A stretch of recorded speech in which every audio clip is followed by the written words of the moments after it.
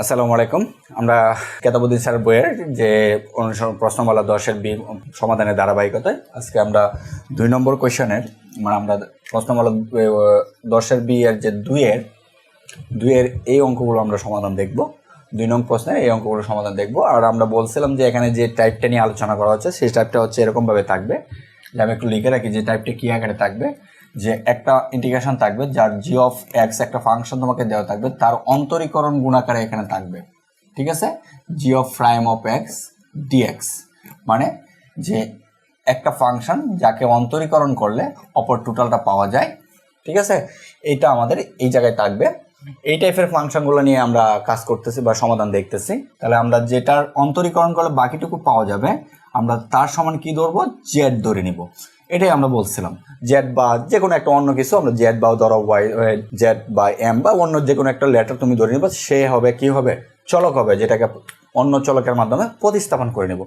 এই রিলেটেড অঙ্ক আমরা গত লেকচারে দেখছি। আজকে আমরা এই অঙ্কগুলো দেখব, যে আমরা আস্তে আস্তে একটু জটিলের দিকে যাচ্ছি। তাহলে আমাদের এ নম্বর ফাংশনটা কি দেওয়া আছে দেখো, যে 2-এর এ নম্বর কোয়েশনে তোমাকে যেটা দেওয়া আছে যে 2x প্লাস কত 3, ঠিক আছে। এরপরে রুট ওভার কত এক্স স্কোয়ার প্লাস 3x। আমি একটু ব্যাখ্যা করি যে আমরা কাজটা কিভাবে করব, যাতে আমাদের অঙ্কটা করতে কিভাবে সুবিধা হবে বা সমাধান করতে কিভাবে সুবিধা হবে, সেটার জন্য আমরা একটু ব্যাখ্যা করি। যে দেখো এখানে 2টা পদ দেওয়া আছে, সুন্দরভাবে বোঝা যাচ্ছে যে 2টা পদ। একটা হচ্ছে হলো এই হলো একটা পদ, আর একটা পদ হচ্ছে হলো এটা।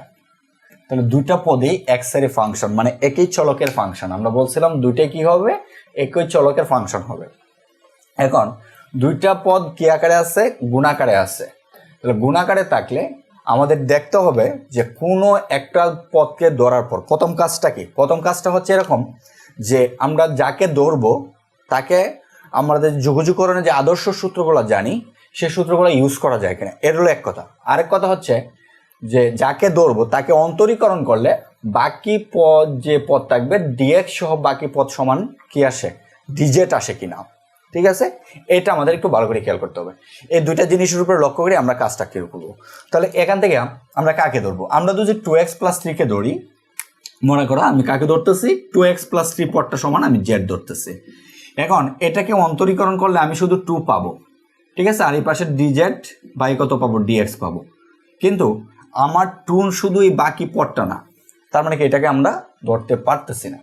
এখন তাহলে আমরা আরেকটা কি করতে পারি, আমরা বুঝি যে রুটের ভিতরে যে এক্স আছে, এক্স স্কোয়ার প্লাস 3x-কে ধরি, যে সমান জেড ধরি। তাহলে আমরা এই 2x-কে অন্তরীকরণ করলে আসে হলো, এক্স স্কোয়ারকে অন্তরীকরণ করলে আসে হলো 2x, আর 3x-কে অন্তরীকরণ করলে আসে হলো 3, আর এই পাশে জেডকে অন্তরীকরণ করলে এক্সের সাপেক্ষে আসে ডিজেড বাই কত, ডিএক্স। তাহলে এই জায়গা থেকে দেখো আমরা সমাধান করে লিখতে পারি যে বা যে 2x প্লাস 3 ইন্টু কত ডিএক্স ইজ ইকুয়াল টু কত, ডিজেড।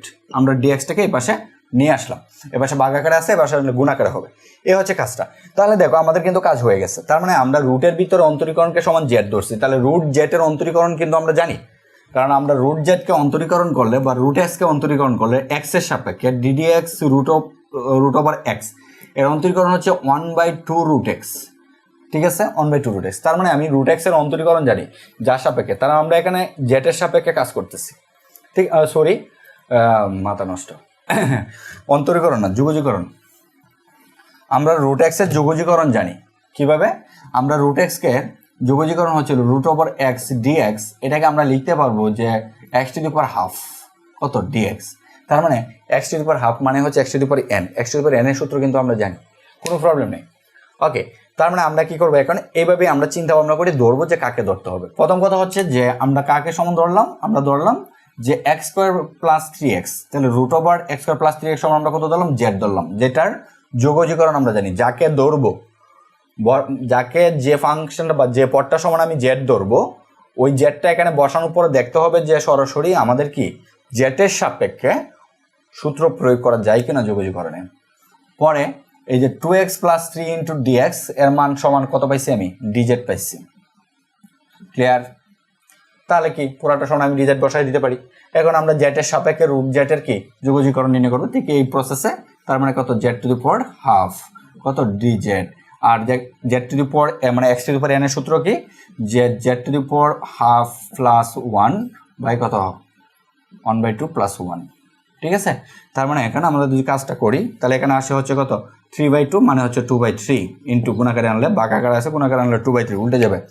আর এখানে আসবে জেড টু দি পাওয়ার কত 3/2, তাহলে জেটের মান বসাই দিতে হবে। তাহলে 2/3 ইন্টু জেটের মান কত ধরছি যে x square plus 3x to the power কত 3/2 প্লাস সি। এ হচ্ছে আমাদের আনসারটা। ঠিক আছে, তাহলে এই হচ্ছে আমাদের প্রতিস্থাপন পদ্ধতির মানে প্রতিস্থাপন পদ্ধতি অনেকগুলো আছে, অনেক পদ্ধতিতে কাজ করতে হবে, অনেক টেকনিকে কাজ করতে হবে, অনেক আকার আছে, তার মাঝখানে একটা আকার হচ্ছে আমাদের এটা। ঠিক আছে, তাহলে এই আকারের যে আমাদের কাজগুলো সেগুলো হচ্ছে এটা। এখন আসো আমাদের পরবর্তী ফাংশন পরবর্তী অঙ্কটাতে বি নাম্বার কোয়েশনে। তাহলে দেখো বি নাম্বার কোয়েশনটা হলো যে বি, এখানে বলা আছে সাইন 5, একদম ইজি, সাইন 5x dx। তাহলে আমরা সূত্র জানি কার, সূত্র জানি হচ্ছে সাইন x এর, সাইন x এর সূত্র জানি। তার মানে আমাদের 5x সমান কি ধরতে হবে, জেড ধরতে হবে। তাহলে সমান সমান সাইন, আমি দৌড়ি এটা লিখে দিতে হবে যে দৌড়ি কত 5z। অবশ্যই এটা না ধরলেও হবে, এটা সরাসরি সূত্রে আমাদের জানা আছে। সাইন 5x ইকুয়াল টু হচ্ছে হলো যে কনস্ট্যান্ট যেটা আসে সেটা 1/ভাগ আকারে চলে আসে 1/5 ইন্টু কত সাইন 5 সরি যদি এটা আমি সরাসরি ইন্টিগ্রেশন করে দিই 1/5 এরপর হচ্ছে মাইনাস cos 5x। ঠিক আছে, এই হচ্ছে প্লাস সি, এই হচ্ছে আনসার।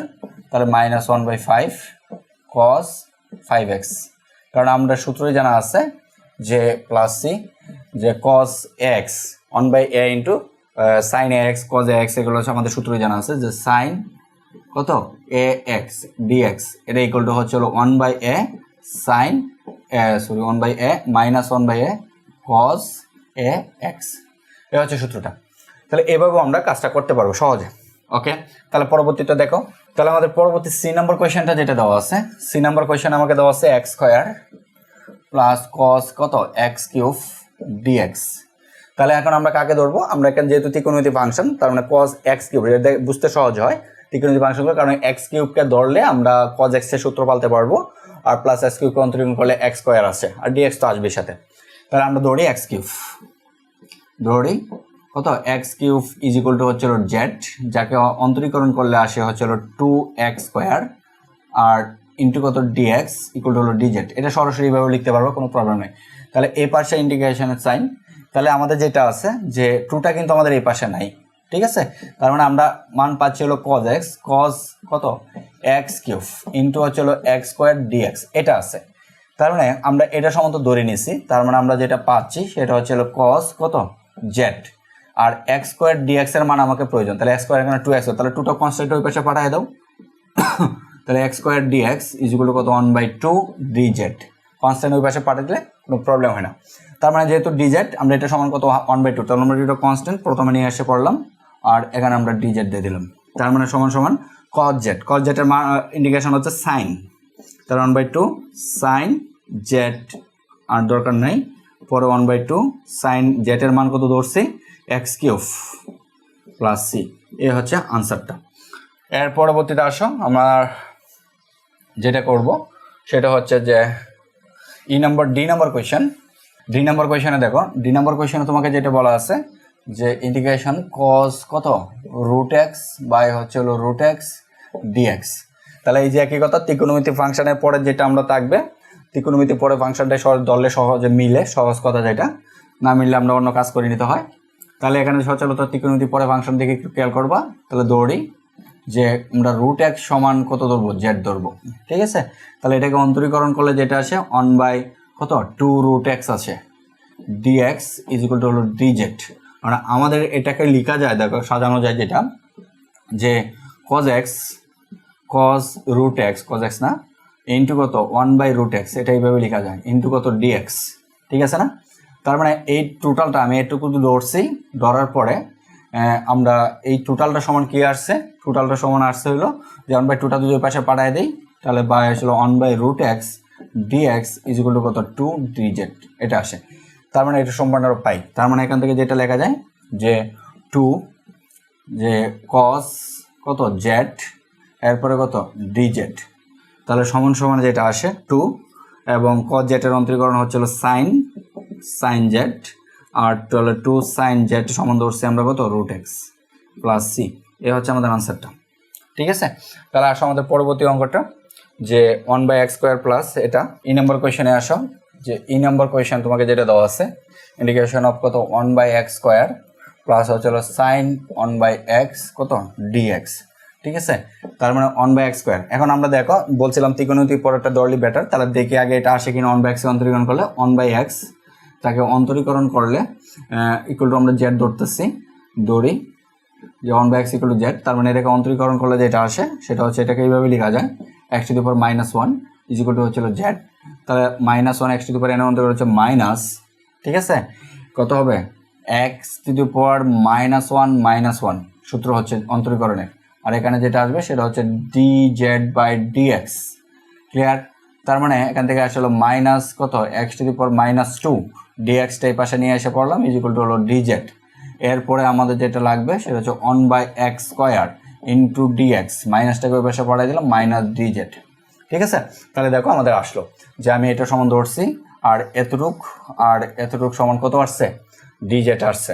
তার মানে কত হচ্ছে আমাদের সূত্র প্রয়োগ করো সাইন জেড আর এটার সমান কত পাইছি মাইনাস dz। তার মাইনাসটা প্রথমে নিয়ে এসে পড়লাম, মাইনাসটা প্রথমে দিয়ে দিলাম আর এখানে dz দিয়ে দিলাম। ক্লিয়ার? কারণ আমাদের কথা হচ্ছে যে আমাদের প্রতিস্থাপন পদ্ধতির উদ্দেশ্যই হচ্ছে যে আমরা প্রতিস্থাপন করার পর বা বর্ণচলাকে যখন আমরা এটাকে কনভার্ট করব তখন যাতে আমাদের যে প্রমিত বা আদর্শ সূত্র যোগজের সূত্রগুলো আছে যোগজীকরণের সূত্রগুলো আছে এগুলো ইউজ করা যায়। তাহলে এখানে সূত্রটা ইউজ করা যায়। তাহলে মাইনাস আমাদের সাইন এক্সের সূত্র হচ্ছে হলো কত মাইনাস কজ এক্স, মানে কজ জেড হবে। তাহলে মাইনাস মাইনাস প্লাস যেটা হলো কস, যেটার মান যদি আমরা বসায় দিই 1 কত এক্স প্লাস সি।